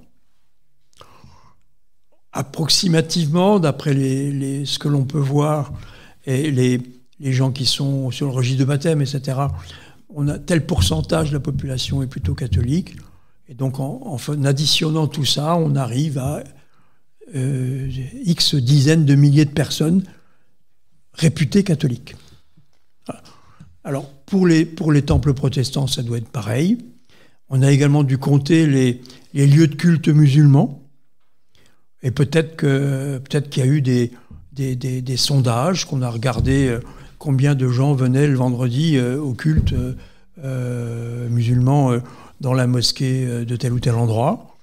Et puis on a arrondi, on a augmenté, on a fait un blot sur le tout, et on est tombé d'accord avec les représentants des cultes sur un certain niveau, et donc un certain niveau de subvention en conséquence. Alors, je n'ai pas vu dans les textes, mais je pense que dans l'esprit de tous, que ces estimations sont sujettes éventuellement à aménagement s'il y avait des transformations profondes. Si, je sais pas moi, on avait par exemple des phénomènes de conversion massive à une religion, ou au contraire un abandon massif, peut-être que... Enfin, je pense que l'État interviendrait s'il y avait s'il y avait un amendement massif, peut-être, pas sûr. En revanche, s'il y avait une grosse augmentation de la fréquentation des lieux de culte, je crois que les communautés religieuses le demanderaient. Mais je ne sais pas, je n'ai pas vu dans la Convention, moi je ne m'en souviens plus, d'articles qui prévoient une révision de ces chiffres. Oui, parce que dans cette convention, c'est quand même paradoxal de ne pas avoir de clause de révision annuelle ou pas, parce que au parallèle, on voit qu'il y a un événement qui est pareil, d'autant plus profond, là, de sécularisation profonde de la société de plus en plus, qui bien sûr fait émerger une nouvelle force politique, mais pas que, visiblement. Donc on peut se questionner fortement Et si les gens se déclarent sans religion, est-ce que les financements vont aller moindre ou pas, ou se déclarent dans de nouvelles structures? Je crois que les pouvoirs publics en France recensent l'existence de plus de 3000 cultes différents. Donc on peut aussi se questionner par rapport à cela. Oui, mais encore une fois, on est dans un système qui n'est pas totalement de séparation en Luxembourg. Et que donc, il y a un certain nombre de cultes que, comme on appelait en France, à l'époque napoléonienne, reconnus. Parce qu'ils atteignent une certaine taille. De toute façon, je vais peut-être revenir là-dessus, hein, c'est sur la définition d'un culte, d'une religion. Mais j'ai repris, là j'ai sous la main le texte complet de la Convention, je préfère. Et donc l'article 35, l'avant-dernier article, nous dit que la Convention est conclue pour une durée de 20 ans. Elle sera reconduite tacitement pour la même durée, sauf renégociation par les parties signataires. Donc dans 20 ans, on en discute et d'ici là, on paye ça, point, la ligne terminée. Alors effectivement, la question est importante, et en France aussi, de la définition d'un culte. Parce que, pour ceux qui ne le savent pas, en droit français, le mot religion n'existe pas. On ne sait pas ce que c'est. On ne sait pas ce que c'est. C'est un objet... indéfini, c'est très difficile à définir une religion. Il y a par exemple, en revanche, il y a un culte. Et la définition du culte, elle est publique. Elle a été établie par le Conseil d'État et par le Bureau des cultes au ministère de l'Intérieur. En effet, et là je reviens à la France donc, la République ne reconnaît aucun culte. Il n'y a pas de reconnaissance d'un culte. Mais il y a quand même une petite reconnaissance. Dans ce sens que la loi de 1905 impose au culte de s'organiser sous la forme d'associations cultuelles locales et qui ont un certain nombre de devoirs. En particulier, dans un lieu de culte, on n'a pas le droit de faire de la politique. On ne pourrait pas faire un meeting pour Emmanuel Macron, Jean-Louis Mélenchon ou Marine Le Pen dans une mosquée ou une église. On n'a pas le droit. Donc il y a des règles très précises de contraintes pour les associations culturelles. Et puis il y a des droits. Et en particulier, il y a un droit financier non intéressant, c'est que les associations cultuelles qui donc gèrent des lieux de culte sont dispensées de l'impôt foncier, de l'impôt qu'on paye aux communes ou aux regroupements de communes si on possède des bâtiments. Et ça depuis 1905. Or, pour qu'on soit dispensé, il faut être reconnu comme un culte. Sinon, moi, j'arrive et je dis, moi, avec ma femme, ma fille, mon cousin et autres, on forme un petit culte. Là, on adore, je sais pas quoi, moi, par exemple, le bon vin. On est les adorateurs du bon vin. On forme une religion, là, et on veut plus payer l'impôt. Je caricature à l'extrême exprès. Hein, mais à la limite, où est la limite? Qu'est-ce qui est une religion? Qu'est-ce qui ne l'est pas? Eh bien donc, l'État a donc, par le biais du ministère de l'Intérieur et du Conseil d'État, défini un culte comme un groupement de personnes reconnaissant un être suprême et lui effectuant des cérémonies et des rituels. J'ai plus le texte exact, mais en gros, ça veut dire ça. À partir du moment où des gens estiment qu'il y a une puissance supérieure et que régulièrement, il y assure un culte, eh bien, ces gens-là forment un culte. Et cela n'avait pas été admis pour un culte non négligeable en volume en France, les témoins de Jéhovah, qui sont une structure, disons, dérivée un peu du monde protestant. Et que l'on connaît pour un certain nombre d'autres raisons, parce que les pratiques sont parfois contestables, le refus des transfusions sanguines, le refus de choses comme ça. Eh bien, les témoins de Jéhovah, pendant des années, ont réclamé de pouvoir bénéficier du statut d'association cultuelle prévu par la loi de 1905. l'État français a refusé. Considérait que c'était plus ou moins des dérives sectaires ou autre chose, mais bon, allez, on ne paye pas. On ne veut pas leur accorder l'exonération d'impôts. Eh bien, les témoins de Jéhovah sont allés devant la Cour européenne des droits de l'homme, qui par 2 fois a condamné l'État français pour ne pas avoir reconnu les témoins de Jéhovah comme association cultuelle, et l'État français a dû rembourser plusieurs millions d'euros d'impôts qui avaient été payés par les témoins de Jéhovah pour les bâtiments de culte. Donc, vous savez, on est vraiment toujours dans le difficile, dans le dur, ou dans le mou, plutôt. C'est dans le dur juridique et dans le mou de définition. Qu'est-ce qu'une religion? Qu'est-ce qu'un culte? C'est pas évident à dire. Et pourtant, c'est quelque chose dont on a besoin régulièrement dans la vie publique, de savoir qui fait quoi et quels sont les droits et les devoirs de telle ou telle structure. Et c'est vrai qu'une église évangélique, par exemple, c'est un culte. C'est aussi une association, mais ça n'a quand même pas tout à fait le même aspect qu'une association de pêcheurs à la ligne ou d'amateurs de bon vin. Voilà. D'autant plus qu'on pourrait même se dire qu'un culte polythéiste, alors là, il n'y a pas une divinité, il y en aurait plusieurs. Bien sûr. Alors là, on va peut-être se tourner autour de notre Jean-Cry pour voir où il en est un petit peu et voir un peu plus ses dessins. Alors, c'est drôle parce que je me suis posé la même question justement sur l'histoire de qu'est-ce qu'une religion.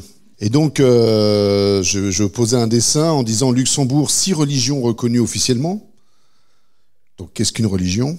Et puis, je mettais 3 gus du Ku Klux Klan qui disaient, et nous, on peut faire la nôtre. Parce qu'après tout... Bien sûr. Voilà. Bien sûr. Puis un autre dessin, donc là, je reprenais un peu ce que vous disiez, hein, sur la baisse des budgets des cultes. Donc, Luxembourg, 2013, baisse du budget des cultes. Et puis, donc, c'est pas une Marianne, puisqu'au Luxembourg, c'est pas une Marianne, mais c'est une dame qui porte le drapeau luxembourgeois et qui se rapproche d'une Marianne qui porte un drapeau français et qui dit « on fait comme vous ». Et la Marianne, qui a ses pieds à la loi 1905, dit « presque ». Bien sûr. Pas tout à fait, c'est vrai. À propos justement de la définition d'un culte, hein, des amis à moi s'étaient amusés. Parce que les politiques en Alsace et en Moselle, soutenus parfois par les préfets, estiment, alors c'est le cas par exemple de la présidence de la région Grand Est, c'était le cas à l'époque où il y avait une région Alsace ou une région Lorraine, le département de la Moselle ou bien telle ou telle grande ville comme Metz ou Strasbourg. Eh bien, les responsables, les maires, les présidents de ces structures, dans le contexte d'Alsace et de Moselle, où il y a donc 3 cultes reconnus, hein, protestants, catholiques et juifs, où là aussi les lois locales qui ne respectent pas la loi de 1905 permettent de subventionner d'autres cultes. Par exemple, à Strasbourg, les 2 mosquées de Strasbourg sont financées à plus de 50% par des fonds publics, alors que ce n'est pas un culte reconnu. C'est une subvention, une association. Et c'est autorisé en Alsace et en Moselle, du fait du droit local. Et donc, dans ce cadre-là, les élus ont favorisé des structures de ce qu'ils appellent le dialogue interreligieux. Puisque les cultes ne sont pas assez grands pour se parler tout seuls, il faut que la puissance publique les rassemble pour qu'ils se causent. Et donc, il y a eu, par exemple, à Metz, plusieurs réunions qui ont été organisées par la ville de Metz avec la présence du préfet, d'ailleurs, qui était tout content d'être là. Et donc étaient invités des représentants catholiques, protestants, orthodoxes, il y a une église orthodoxe à Metz, et des cultes musulmans présents. Et donc, des amis ont décidé de créer une église du Jedi. Et ils ont déposé les statuts, etc. Et voilà. L'un, c'est des grands prêtres, bidule et trucs. Et on dit, voilà, on veut t'inviter aussi, nous sommes également un culte. Et ils n'ont jamais réussi à se faire inviter. Bon, ils ne sont pas allés jusqu'à faire un procès, c'est vrai. Parce que faut de l'argent pour faire un procès. Et peut-être que ça en aurait valu la peine, ne serait-ce que pour montrer l'absurdité du système. D'autant plus que c'est pas la même chose si c'est un Jedi ou un Jedi, parce que l'un coup on jette une gousse d'ail et l'autre c'est peut-être les vampires, c'est encore un autre culte. Alors je voulais vous poser une question sur les signes religieux et je voulais savoir quelle était la position du Luxembourg concernant les signes religieux comme le port du voile ou autre. Très grand libéralisme. Il n'y a pas d'interdiction à ma connaissance. En Belgique, la Belgique a adopté une position similaire à la loi française de 2010 qui interdit la dissimulation du visage. Mais qui n'est pas une loi laïque, puisqu'on peut dissimuler le visage, bien sûr, avec une burqa ou d'autres vêtements de ce genre, mais on peut aussi la dissimuler avec un casque de moto intégral ou avec d'autres choses.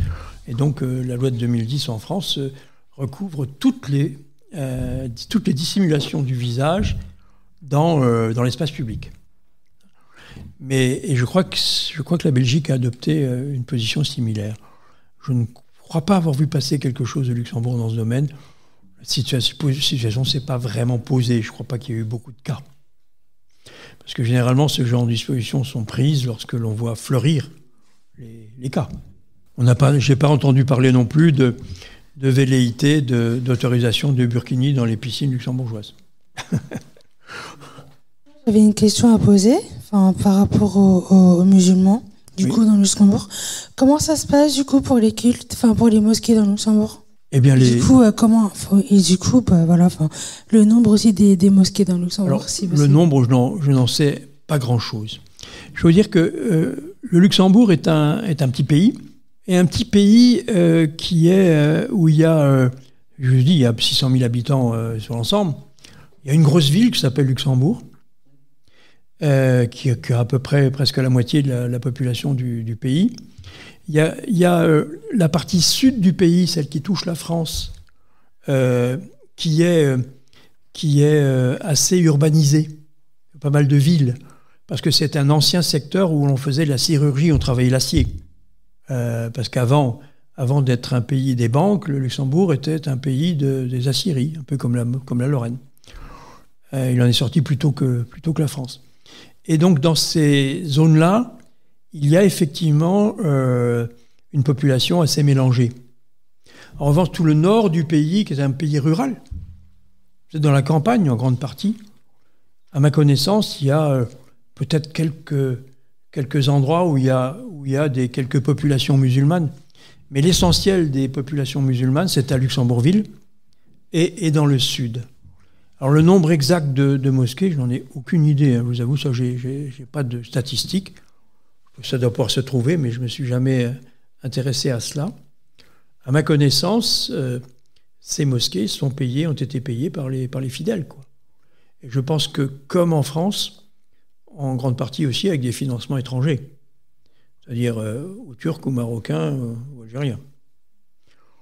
Comme on est relativement proche de l'Allemagne, on doit avoir pas mal de présence turque, mais aussi marocain, parce que comme en Moselle, dans les pays sidérurgiques, on avait fait venir massivement dans les mines, encore dans les années 60 et 70, on a encore fait venir massivement des travailleurs marocains pour aller chercher le charbon ou le minerai de fer dans les mines. Hein.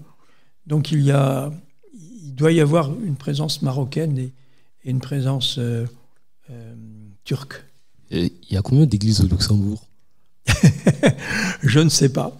Et il y a À Luxembourgville, il y a une cathédrale, il y a des abbatiales, il y a des grands bâtiments, et puis de très nombreuses églises paroissiales. Dans une ville de 300 000 habitants, il y a pas mal d'églises de quartier. Oui, il y a des couvents, des abbatiales, des couvents. Mais en termes d'églises type paroissiale, où les gens vont à la messe le dimanche, dans pratiquement chaque petite commune du Luxembourg, il y avait une paroisse. Très franchement, avant de venir ici, je n'ai pas cherché à savoir quel était le nombre de communes luxembourgeoises. Donc je ne peux pas vous dire combien il y a de bâtiments qui abritent un édifice du culte. Je ne sais pas, je vais dire une bêtise si je vous dis un nombre. Hein. Mais c'était un territoire très massivement catholique. Donc ça veut dire que dans le moindre petit village, même de 400, 500 habitants, il y avait une église, quoi. Il n'y a peut-être plus de curés dedans, hein, parce que c'est comme partout ailleurs, le nombre de prêtres a diminué, il n'y a plus de candidats. Hein. Et au Luxembourg, comme en Alsace et en Moselle, une bonne partie des prêtres qui officient le dimanche viennent du Burkina, du Togo ou d'Asie, hein, des Philippines ou ailleurs. Hein, parce qu'il n'y a plus de vocation locale. Mais alors, vous dire combien qu'il y a d'églises, très franchement, je ne m'attendais pas à cette question. Il y a une trentaine d'années, je causais avec des jeunes filles, là où j'habitais, elles étaient témoins de Jéhovah. Et je sympathisais avec elles, comme ça. Et un dimanche, lorsque je passais à côté de leur temple, il y a des gens qui sont venus me voir et qui m'ont posé la question si je trouvais normal qu'ils payent des impôts sur le don qu'ils avaient lorsqu'il y avait le culte. Alors j'ai signé la pétition parce que je trouvais que c'était pas normal. Je trouvais que c'était incorrect de la part de l'État. Oui, eh bien, je vous dis, hein, la Cour européenne des droits de l'homme a donc condamné l'État français et cela ne se fait plus. Et on a même remboursé une grande partie des sommes aux témoins de Jéhovah. Mais ça là, depuis, je crois que la dernière décision de la Cour européenne des droits de l'homme doit être de 2011 ou dans ces années, environ 10 ans. Donc pareil, je revenais, quand on parlait de l'Église, j'ai envie de dire, pour connaître beaucoup de communes au Luxembourg, il y a une église dans chaque commune. Oui, bien sûr, mais comme en France. Comme en France, où quasiment chaque commune française avait son église catholique, quasiment toutes, sauf certaines régions très protestantes, peut-être certaines régions des Cévennes, par exemple, où l'on avait essentiellement des temples. Mais disons, dans 90% du territoire français, dans chaque commune, il y avait une ou plusieurs églises. Parce que parfois, il y en avait dans chaque hameau. Est-ce que l'école au Luxembourg, elle est considérée comme laïque, comme en France ? En France, la loi de 1882, qu'on appelle la grande loi de Jules Ferry, a effectivement instauré un enseignement public, laïque, obligatoire et gratuit. Donc le Luxembourg n'a pas connu ça. Le Luxembourg était indépendant depuis 1867, donc quelques années avant ça. Et donc aujourd'hui, l'enseignement au Luxembourg est massivement public. Et comme en Alsace et en Moselle, il y a relativement peu d'enseignement privé. Peu d'enseignement privé, notamment du fait qu'il y avait un enseignement religieux à l'école. Notamment. Et dans les écoles luxembourgeoises, elles fonctionnent grosso modo comme les écoles françaises. L'enseignement est obligatoire, il est gratuit, et depuis 2015, il n'y a plus d'enseignement religieux. Seulement, il n'y a eu aucune loi, comme celle de Jules Ferry, qui a écrit « l'école est laïque ». Mais elle l'est de fait. Moi, je veux savoir si c'est dans toutes les villes qu'il y a des mosquées, des églises et des synagogues. Des synagogues, il y en a très peu. Il y en a très peu, seulement dans quelques grandes villes. Hein. Comme en France, d'ailleurs. Hein. Il y a des endroits, je sais pas, dans la banlieue parisienne, je connais par exemple Sarcelles, qui est une zone où il y a pas mal il y a pas mal de juifs qui habitent ou habitaient. Il y a un certain nombre d'endroits où il y a des synagogues, mais il n'y a pas une synagogue dans toutes les communes de la banlieue parisienne, loin de là. Au Luxembourg, à ma connaissance, il y a essentiellement une petite communauté juive dans la capitale, à Luxembourgville. Il y a peut-être quelques petites synagogues dans la frange sud, peut-être à Esch-sur-Alzette, peut-être à Dudelange, c'est possible, je ne suis pas certain. Mais ça représente peu de choses. Les mosquées ou les lieux de culte musulmans, parce qu'il n'y a pas toujours des constructions avec un minaret de grandes mosquées, hein. C'est parfois des bâtiments que l'on a aménagés pour le culte. Hein, on a ça en France aussi, des hangars qui ont été aménagés en lieu de culte. Hein. On peut le regretter, c'est un autre problème. Mais c'est aussi le problème du culte musulman. Il doit y avoir beaucoup plus de lieux de culte musulmans au Luxembourg que de culte, que de synagogues.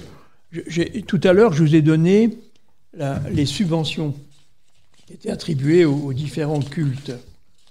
450 000 € par an pour les musulmans et 315 000 pour les juifs. Ça vous donne une importance théorique, du moins, de la place, du nombre de musulmans ou de juifs au Luxembourg aujourd'hui, enfin, du moins il y a 10 ans. Le Luxembourg a connu une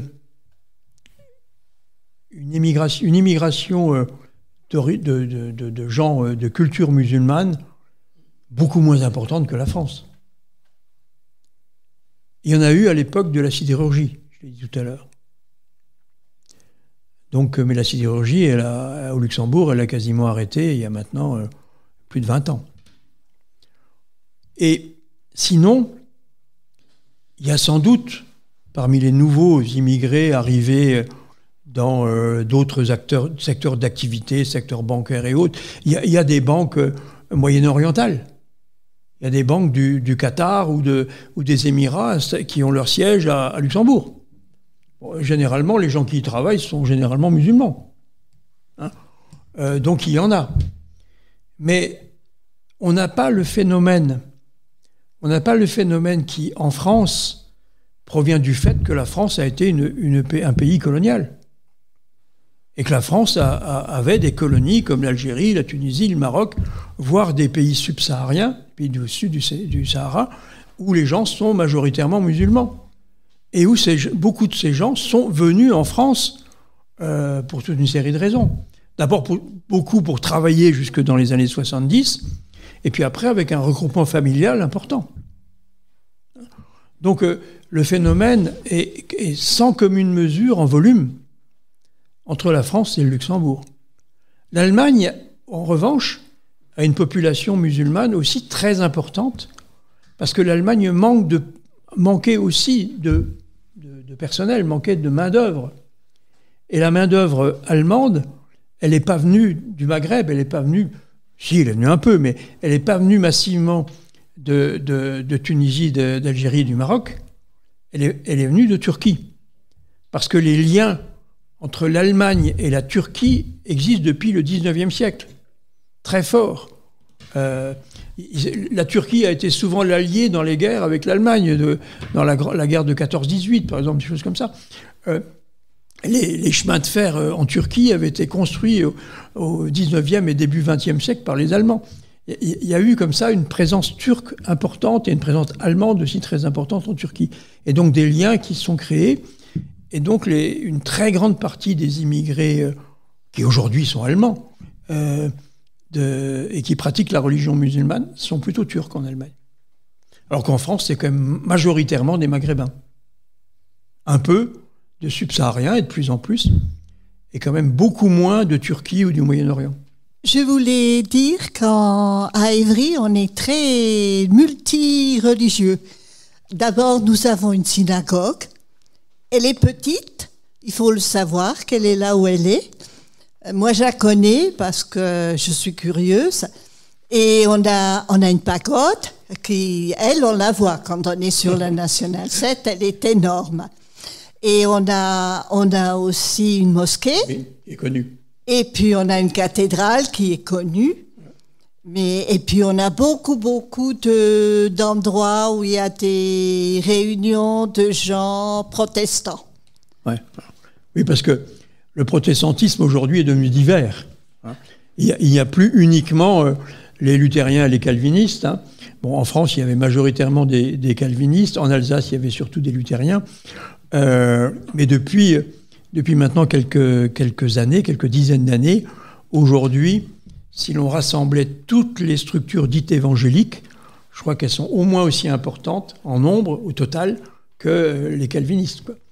Et donc chacun a aussi sa petite église, c'est sûr.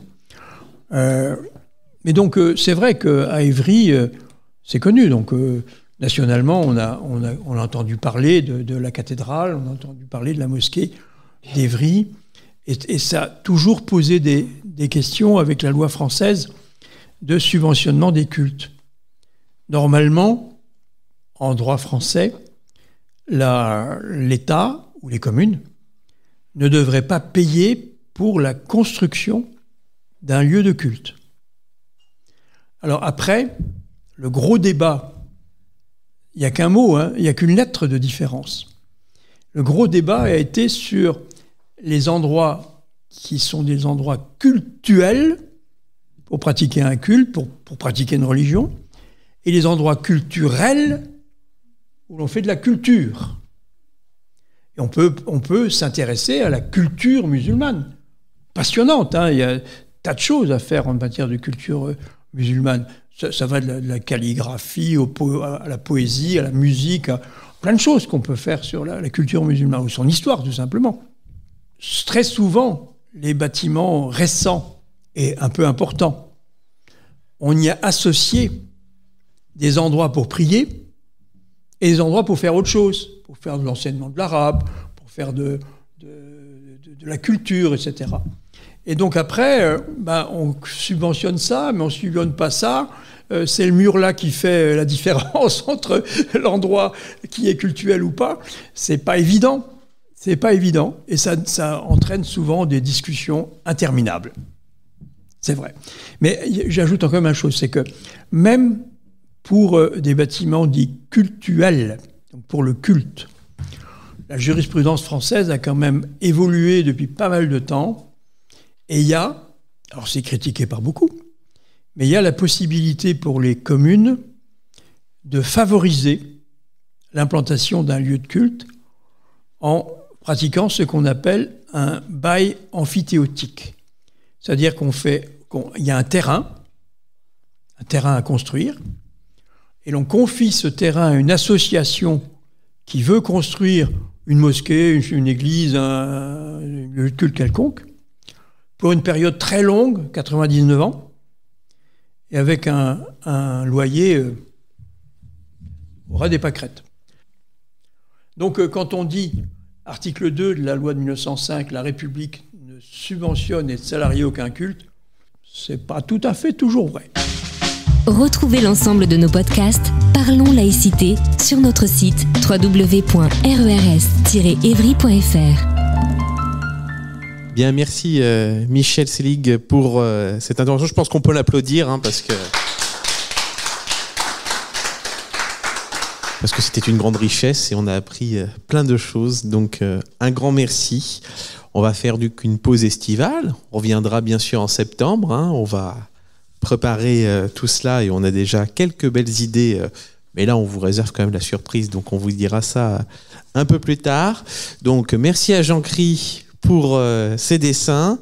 Merci à notre fidèle équipe Agnès et Sébastien qui sont toujours aux manettes à organiser toutes les émissions. Merci à notre invité Michel Selig. Merci au public aussi, fidèle, nombreux, qui vient régulièrement. Et donc, on en est ravis. Et puis, je vous dis du coup, pour le premier jeudi de septembre, un bon rendez-vous et en tout cas, un bel été en attendant. Merci. Cette émission est à présent terminée.